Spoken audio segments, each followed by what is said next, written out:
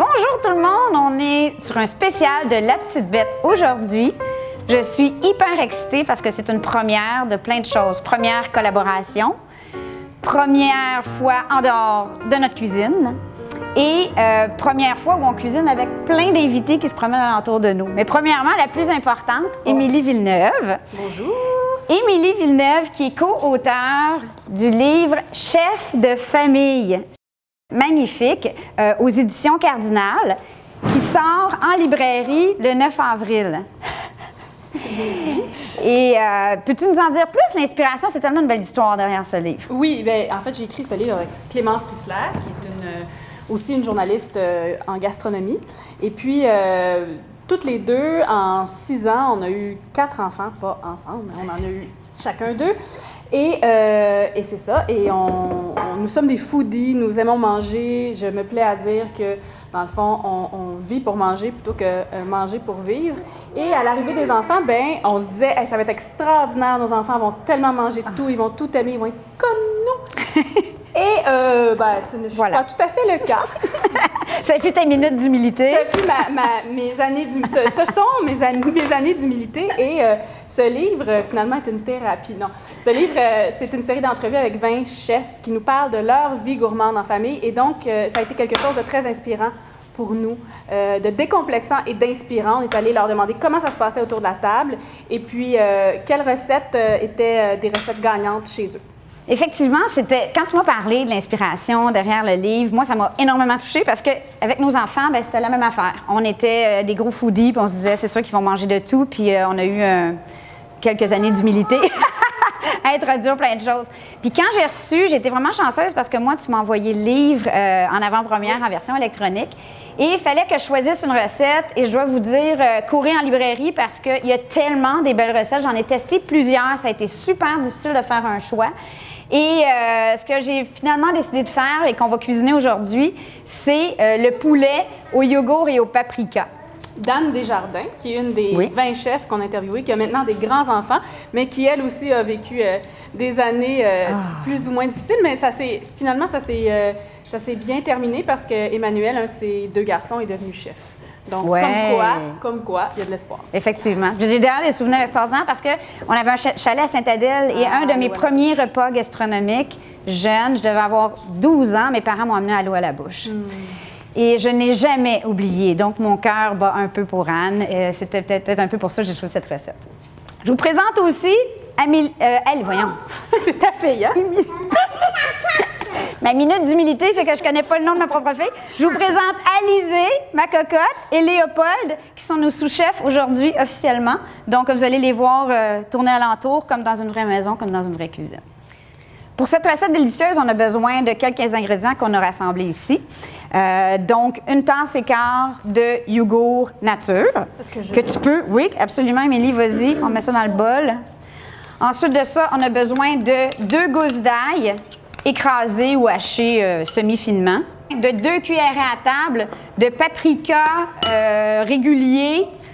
En fait, la recette disait 2 cuillerées à thé de paprika régulier. La recette disait 1 cuillerée à thé de régulier, donc doux, puis 1 cuillerée à thé d'épicé. J'ai pas été capable de trouver du paprika épicé, donc ce que j'ai fait, j'ai substitué, donc 2 cuillerées à thé de régulier doux et 1 cuillerée à thé de paprika fumé fort. Donc ça, c'est le petit côté épicé.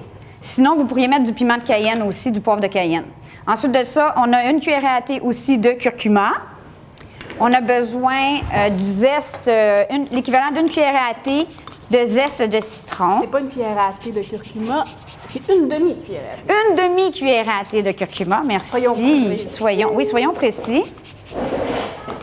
Puis, peut-être dire que ça, dans le fond, c'est la marinade du poulet, mais qu'on en garde une partie pour faire une petite trempette. Effectivement. Donc, on garde 1/4 de ce mélange-là pour faire une trempette pour nos brochettes par la suite. Donc là, on a environ 1 cuillère à thé. Oui? Vas-tu venir mélanger un petit peu? Il nous reste des choses à mettre dedans. Ah, ben fais-le un petit peu. Tiens. Est-ce que tu veux le mettre dedans? Oui, mets-le dedans. Puis là, vas-y. Est-ce que tu vois ce que tu fais? Couper le citron un petit peu vers le bout, puis on va avoir besoin un petit peu de jus de citron. Là, j'écrabouille. Là, tu l'écrabouilles dedans. Oh, puis là, on va donner une tranche de citron à Léopold. Il aime le citron cru? Oh mon Dieu. Tiens, mon nounou. Puis après ça, il nous manque un peu de poivre. Une cuillère à thé de sirop d'érable. Dans une petite tasse. OK. Puis un petit peu de sel. OK, t'en as assez de jus de citron, ma puce. Là, tu peux mélanger. Ah, c'est bien mélangé, là. OK, c'est bon, ça, c'est ça. Puis là, on en garde une partie pour faire trempette après. Maintenant, pour cette recette, vous avez le choix. Dans la recette d'Anne Desjardins, donc, elle parle soit des suprêmes de poulet, donc des belles poitrines, des pilons de poulet qui seraient absolument délicieux, j'en suis certaine. Et aussi, moi, je l'ai testé avec des hautes cuisses parce qu'on a pas mal de fans de viande brune chez nous, puis c'était délicieux. Donc, je coupe en belles grandes lanières. Puis là, Émilie, toi, tu vas pouvoir commencer à faire des brochettes. Une chose importante, quand on travaille avec des brochettes. Des brochettes de bois.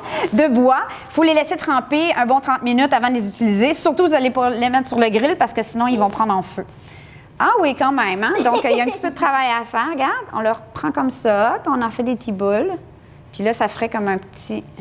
Un petit baluchon. Un petit baluchon, exactement. Très bien Puis dit. ici, tu as apporté des tout petits pics pour montrer qu'on pourrait faire une version apéro. C'est ça, exactement. Une fois qu'on a brocheté tous nos suprêmes de poulet en lanière, un petit truc que moi j'ai fait, dans le fond, je l'ai fait hier parce qu'on fait mariner, on le met au frigo pour 2 heures à 24 heures. Idéalement, c'est ça. Idéalement, c'est ça, parce que ça va vraiment attendrir le poulet. Et moi, je l'ai fait hier et je l'ai mis comme ça dans un plat en Pyrex. Comme ça, si vous êtes invité dans un barbecue, ben plutôt que d'arriver là-bas avec tes poitrines marinées dans la sauce, ben finalement, sont déjà toutes prêtes à mettre sur le grill directement sur le barbecue. Donc, de là, pour les besoins de la cause, ici, on va les faire au four. Je l'ai mis à convection, le four à 400. Sinon, selon la recette, en fait, Anne disait 350 de 40 à 50 minutes, qui me semble un peu long peut-être, fait que j'ai pas testé, faudrait voir. Ça dépend pourquoi, parce que... Les pilons, ça serait 40 à 50 minutes, Exactement. tandis que ça serait probablement une vingtaine de minutes. Une autre option, si vous voulez qu'il soit quand même, vous pourriez le mettre à 350 pour une quinzaine de minutes, le finir à broil, pour donner l'aspect un peu grillé.